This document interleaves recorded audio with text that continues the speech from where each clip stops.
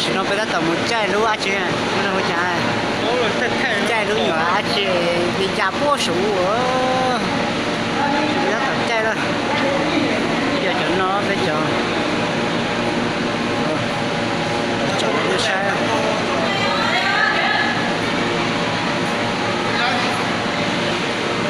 đó tao chạy rồi bây giờ bán nó xí ha đủ tại nó bây giờ tao chạy rồi gạt kia đầu nó rồi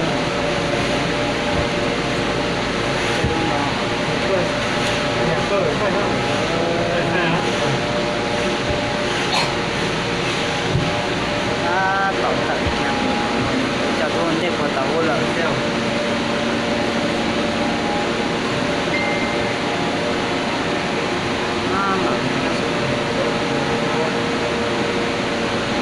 mỗi trong cá nó tá tọt nó tá tọt tọt xưa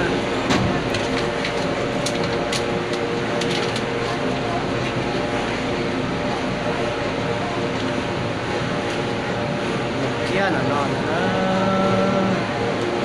tôi chạy rồi luôn nó thấy rồi chạy rồi chạy Tôi thay, bây giờ là có thay không? Thay cho ba thôi. ô chỗ xe có cực kia đây là để hiện chữ nói thật để hiện chữ Ở Lào đấy đâu cho biến với cáp treo đúng không? vâng Cái này là cao nhất cái biến dài nhất thế giới đó về cáp treo đó. của em là lần đầu tiên đấy Đầu tiên đó. vâng vé này là đang được giảm là 800 đúng không thầy? Bình thường là 835.000, chứ bình thường là vé 880. gần 1 triệu một gần đến 900. Cho đồ 145.000. Chứ nó có bằng vé lên gần bằng vé lên bản nào đó. Ban nào 750. Bản nào 750.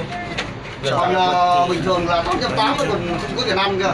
Nên được giảm còn cực 300.000 giờ tôi chạy đó Đang Covid nên là sinh viên đúng không? Cả sinh viên có kiểu đó. Đúng rồi, sinh viên vật liệu nhất là sinh viên này. Thứ hai là bây giờ Covid, sư hai cho cái tôi còn lại. chạy nhớ cho tôi làm nhiều sự nó cho nhà tràn với trở nhân là cá tê nhá với trở nhân là Đấy là gì cơ Mặt chưa? Đúng không? Tối mà tối là nhìn thấy nó đèn là tối không thích đi đưa thuyền này đi cáp treo đèn, tối đi điện đèn lắm. Đi đây á, không cần đi bản nào đi cáp treo lâu lắm. Bản nào đi lên 200 luôn. Không là đấy. thảo cái mùi biết chạy nó mùi chỉ biết lò thì bây giờ Cáp treo đi dài. chạy có lò có tàu giờ thanh lệ để hiện sự nói ít thằng Đến để đầu thanh thì lệ cạn đây. để chạy dài ít thằng để thanh lệ để mình cho sức xe Hóa này. sai cho có tiểu giờ bên trong Cảm biến. đừng có cơ kia cho sai cho giờ đàn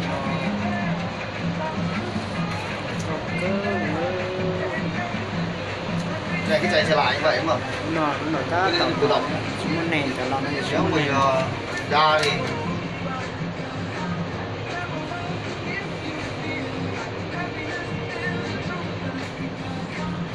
Con tủ chậm rồi.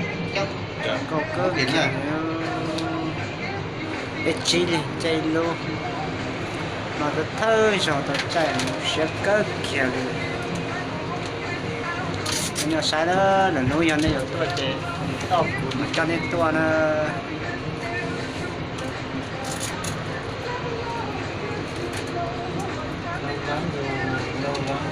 chạy là Thêm một lời cô. thật để có kiểu xe cơ hết rồi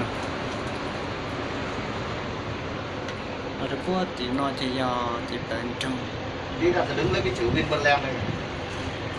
Đứng cái chỗ đầu vào lấy có một cái chữ lấy lên toàn bộ cái chữ đấy. Ngoại lấy cái chữ đó rồi.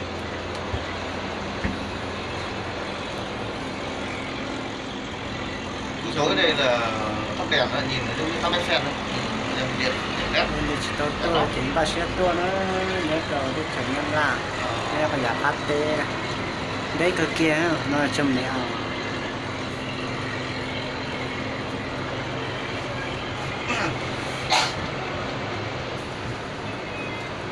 thầu mua cái chai luôn nó ít chỉ lo thì chanh cỏ sữa chú một kế đó chơi muối nữa thắt lệ có đã u thì thắt lệ sữa cho bốn đầu chỉ thắt lệ rất lo rồi mình cho tổ thắt lệ nó chỉ ăn đồ thắt lệ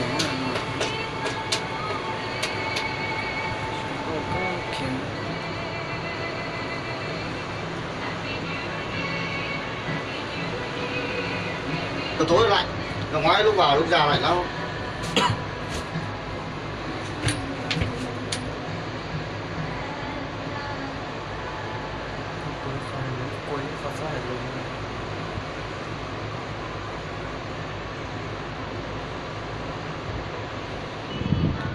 vô tàu chỉ ở lần trong cái tôi rồi vô tàu lần trong đó tôi xuống câu cái kia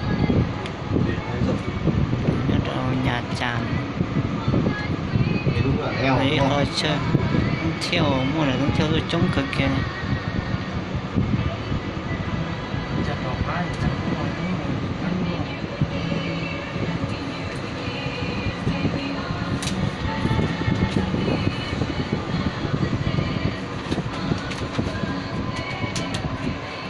chèn làm cậy nó Xịn lắm không?